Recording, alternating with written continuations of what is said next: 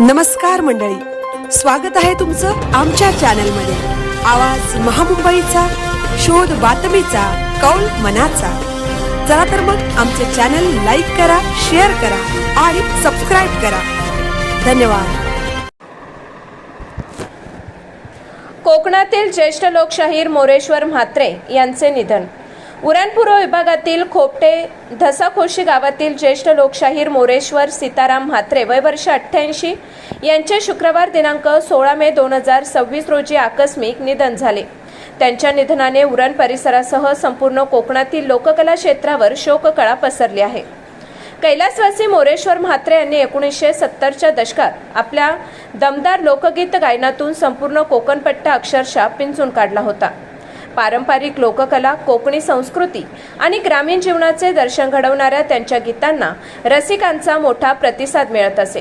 त्यांच्या आवाजाची आणि सादरीकरणाची खास शैली लोकांच्या मनात आजही कायम आहे। ते थोर कवी, गायक तथा रेडिओ स्टार म्हणून प्रसिद्ध असलेले कैलासवासी काशीनाथ म्हात्रे यांचे शिष्य होते। गुरूंच्या मार्गदर्शनाखाली त्यांनी लोकसंगीत क्षेत्रात स्वतःची वेगळी ओळख निर्माण केली होती। त्यांच्या पश्चात 4 विवाहित पुत्र, 1 विवाहित कन्या असा परिवार आहे। विशेष म्हणजे त्यांनी जोपासलेली लोकगीतांची परंपरा त्यांचे 2 पुत्र आजही अविरतपणे पुढे चालवित आहेत। कैलासवासी मोरेश्वर म्हात्रे यांच्या अंत्यविधीसाठी उरण पूर्व पंचकोशीतील शेकडो नागरिक, लोककलावंत आणि विविध क्षेत्रातील मान्यवर उपस्थित होते। अत्यंत भावपूर्ण वातावरणात त्यांना अखेरचा निरोप देण्यात आला। आवाज महामुंबईचा चॅनलसाठी मिलिंद खारपाटील, खोपटे, उरण।